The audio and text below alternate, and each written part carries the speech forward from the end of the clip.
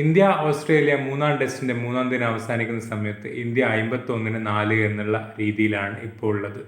ഇന്ത്യക്ക് ഈ ഒരു മത്സരത്തിൽ എന്തെങ്കിലും ചാൻസ് ഉണ്ടോ എന്ന് ചോദിച്ചു കഴിഞ്ഞാൽ ഇന്ത്യയുടെ ബാക്കിയുള്ള 6 ബാറ്റ്സ്മാൻമാർ കൂടിയിട്ട് ഇന്ത്യയുടെ ടീം ടോട്ടൽ 246 റൺസിലേക്ക് എത്തിക്കുകയാണെങ്കിൽ ഇന്ത്യക്ക് ഒരു ചാൻസ് ഉണ്ട്.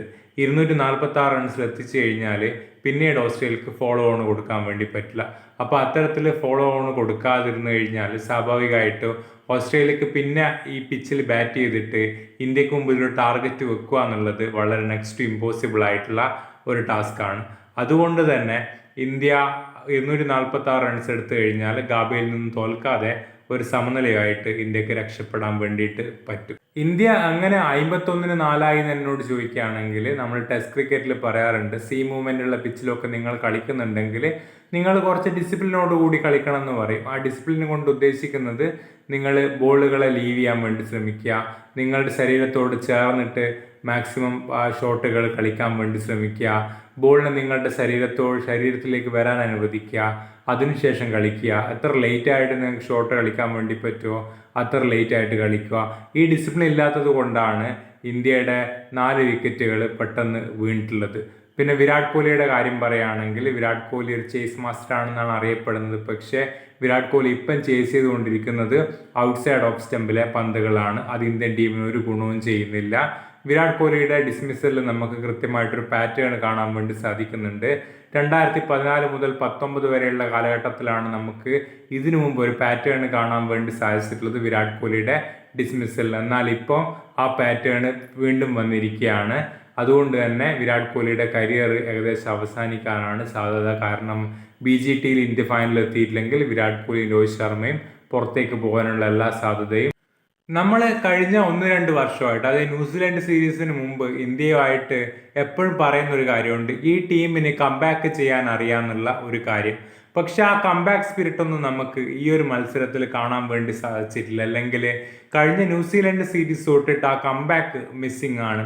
ഒരു ദിവസം വളരെ മോശമായിട്ട് കളിച്ചാലും ഈ ടീം കംബാക്ക് ചെയ്തിട്ട് ടെസ്റ്റ് തിരികെ പിടിക്കും എന്നുള്ള പ്രതീക്ഷ നമുക്ക് കഴിഞ്ഞ ന്യൂസിലാൻഡ് സീരീസിലൊക്കെ ഒരുപാട് തന്നിരുന്നു. പക്ഷേ ഓരോ ദിവസം കഴിയുന്തോറും ഓസ്ട്രേലിയ ഇന്ത്യയെ കളിയുടെ എല്ലാ ഘട്ടത്തിലും പിന്നിലാക്കിക്കൊണ്ടിരിക്കുക എന്നുള്ള സത്യം എല്ലാവരും മനസ്സിലാക്കേണ്ടതുണ്ട്. പാറ്റ് കമിൻസ് കൃത്യമായിട്ടുള്ളൊരു പ്ലാനും കൊണ്ടാണ് വന്നിട്ടുള്ളത്. നിങ്ങൾ എത്ര ബോൾ ഫുള്ളർ ലെങ്ത്തിൽ എറിയാൻ വേണ്ടി പറ്റുമോ അത്ര ബോൾ ഫുള്ളർ ലെങ്ത്തിൽ എറിയൂ. ബൗണ്ടറി അടിക്കപ്പെടുന്നത് നിങ്ങൾ ഒട്ടും മൈൻഡ് ചെയ്യേണ്ട. ഇതായിരുന്നു പാറ്റ് കമിൻസിൻ്റെ പ്ലാന്.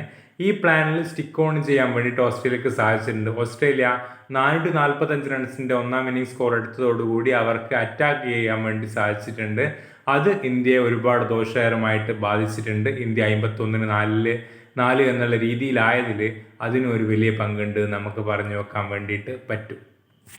ഒരു വേസ്റ്റ് കേസ് സിനാരിയോ പറയുകയാണെങ്കിൽ ഇന്ത്യ 150 റൺസിന് പുറത്താകുന്നു, എന്നിട്ട് ഫോളോ ഓണിലൂടെ ഒന്നും കൂടി പുറത്തായിട്ട് ഇന്നിങ്സിന് തോൽക്കുന്നു. ഇന്ത്യയുടെ ബെസ്റ്റ് സിനാരിയോ എന്ന് പറഞ്ഞു കഴിഞ്ഞാൽ 246 റൺസ് വരെ ആ ടോട്ടൽ എത്തിയിട്ട് എങ്ങനെയെങ്കിലും ഓസ്ട്രേലിയ രണ്ടാമത് ബാറ്റിങ്ങിന് അയച്ചിട്ട് കളി സമനില പിടിക്കുന്നു. ഇതാണ് ഇന്ത്യയുടെ ഒരു ബെസ്റ്റ് കേസ് സിനാരിയോ എന്ന് പറയുന്നത്. ഇന്ത്യയുടെ ബെസ്റ്റ് കേസ് സിനാരിയോയിലേക്ക് എത്താൻ വേണ്ടിയിട്ട് രോഹിത് ശർമ്മയുടെയും KL രാഹുലിൻ്റെയും ഒരു മികച്ച പാർട്ട്ണർഷിപ്പ് ആവശ്യമുണ്ട്. 246 റൺസ് എന്ന് പറയുന്നത് ബാക്കിയുള്ള 6 ബാറ്റ്സ്മാൻമാർക്ക് കൂട്ടിച്ചേർക്കാൻ വേണ്ടിയിട്ട് പറ്റുന്ന കാര്യമേ ഉള്ളൂ. പക്ഷേ ഇന്ത്യൻ ബാറ്റ്സ്മാൻമാർ ഏത് മൈൻഡ് സെറ്റോടു കൂടിയാണ് വരിക, അവരുടെ മോട്ടിവേഷൻ എത്രമാത്രം ഉണ്ടാവും എന്നുള്ള കാര്യത്തിൽ എനിക്ക് നല്ല ഡൗട്ട് ഉണ്ട്. കാരണം ഓസ്ട്രേലിയൻ ബൗളേഴ്സ് ഓരോ ദിവസം കൂടുന്തോറും ത്രട്ടനിങ് ആയിട്ട് വരികയാണ്, അല്ലെങ്കിൽ ഇന്ത്യയുടെ കോൺഫിഡൻസ് കുറഞ്ഞുകൊണ്ടിരിക്കുകയാണ് ഒരു ബാറ്റിംഗ് യൂണിറ്റ് എന്നുള്ള രീതിയിൽ. അതുകൊണ്ട് തന്നെ ഇന്ത്യക്ക് മാനസികമായിട്ട് എത്രത്തോളം ആ ടഫ്നെസ് ഉണ്ട്, ആ കംബാക്ക് കൊടുക്കാൻ വേണ്ടി പറ്റൂ എന്നുള്ള കാര്യത്തിൽ എനിക്ക് കൃത്യമായിട്ട് ഒരു ഐഡിയ ഇപ്പോൾ പറയാൻ വേണ്ടിയിട്ട് പറ്റൂല. എന്നിരുന്നു കഴിഞ്ഞാലും ഇന്ത്യ ആ വേഴ്സ്റ്റ് കേസ് സിനാരിയോയിൽ നിന്ന് മാറിയിട്ട് ഇന്ത്യയുടെ ബെസ്റ്റ് കേസ് സിനാരിയോയിലേക്ക് എത്തട്ടെ. 246 റൺസിന് മുകളിലടിക്കാൻ വേണ്ടി പറ്റട്ടെ ഇന്ത്യക്ക് ഒന്നാം ഇന്നിങ്സിൽ നിന്ന് തന്നെ. ഞാൻ ശുഭ്മാൻ ഗില്ലിനെ കുറിച്ചും നമ്മൾ എടുത്തു പറയേണ്ടതുണ്ട്. ഗാബേല ആ ഒരു ഇന്നിങ്സിന് ശേഷം ശുഭ്മാൻ ഗില്ല് ഓവർസീസിൽ അത്ര മികച്ച പഠനമല്ല കാഴ്ചവെച്ചിട്ടുള്ളത്. കാരണം ശുഭ്മാൻ ഗില്ല് അണ്ടർ 19 ലോകകപ്പ് കഴിഞ്ഞപ്പോൾ എല്ലാവരും പറഞ്ഞിട്ടുള്ള കാര്യമാണ്, he's a next big thing എന്നുള്ളത്. ആ ബിഗ് തിങ്ങിന് പറ്റിയ പെർഫോമൻസ് ഒന്നും ഇന്നേ വരെ ശുഭ്മാൻ ഗില്ലിൻ്റെ ഭാഗത്ത് നിന്ന് ഉണ്ടായിട്ടില്ല. ശുഭ്മാൻ ഗിൽ എങ്ങനെ പുറത്തായെന്ന് വെച്ച് കഴിഞ്ഞാൽ, നമ്മൾ വൈറ്റ് ബോൾ ക്രിക്കറ്റ് ഒരുപാട് കളിക്കുന്നത് കൊണ്ട് ബാറ്റ്സ്മാൻമാർക്ക് ഒരു ടെൻഡൻസി ഉണ്ടായിരിക്കും ബോളിനെ ഹാർഡായിട്ട് പുഷ് ചെയ്യാന്നുള്ളത്. ഇന്നും ശുഭ്മാൻ ഗില്ല് ബോളിനെ ഹാർഡായിട്ട് പുഷ് ചെയ്തപ്പോൾ ഗള്ളിയിൽ മിച്ചൽ മാഷിൻ്റെ കയ്യിൽ ഒതുങ്ങിപ്പോയി. അതാണ് ശുഭ്മാൻ ഗില്ലിൻ്റെ ഡൗൺഫോളിന് പ്രശ്നം. നമ്മൾ KL രാഹുലിനെ കുറിച്ചും കൂടി പറയേണ്ടതുണ്ട്. ഒരു വശത്ത് വിക്കറ്റ് വീണുകൊണ്ടിരിക്കുന്ന സമയത്തും പാലം കുലുങ്ങിയാലും കാളം കുലുങ്ങൂല എന്ന് പറയുന്ന രീതിയിൽ രാഹുൽ അവിടെ നിന്ന് കളിക്കുന്നുണ്ട്. എങ്ങനെയാണോ ഈ വിക്കറ്റിൽ ബാറ്റ് ചെയ്യുക, അത് തീർച്ചയായിട്ടും KL രാഹുൽ കാണിച്ചു തന്നിട്ടുണ്ട് നമുക്ക്. കാരണം എന്താണെന്ന് വെച്ച് കഴിഞ്ഞാൽ, ഞാൻ നേരത്തെ പറഞ്ഞതുപോലെ ശരീരത്തോട് ചേർന്ന് കളിക്കുക, ബോളിനെ തൻ്റെ ശരീരത്തിലേക്ക് വരാൻ അനുവദിക്കുക, അതിനുശേഷം കളിക്കുക, മാക്സിമം ബോളുകൾ ലീവ് ചെയ്യുക. നാളെ രോഹിത് ശർമ്മയുടെ ഒരു കരിയർ ഡിഫൈനിങ് ഇന്നിങ്സ് തന്നെയായിരിക്കും. അതുകൊണ്ട് തന്നെ രോഹിത് ശർമ്മ ആ പുൾ ഷോട്ടൊന്നും കളിക്കാതിരിക്കണം.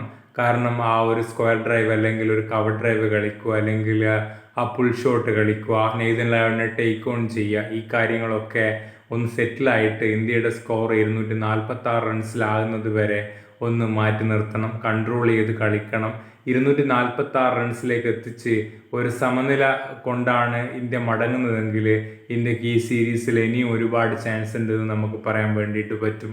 മെൽബണിലേക്ക് എത്തുന്ന സമയത്തും സീരീസ് 1-1 ആണെങ്കിൽ അത് ഇന്ത്യക്കാണ് അതിൽ ഏറ്റവും നന്നായിട്ട് അഡ്വാൻറ്റേജ് ഉള്ളതെന്നും കൂടി നിങ്ങൾ മനസ്സിലാക്കേണ്ടതുണ്ട്.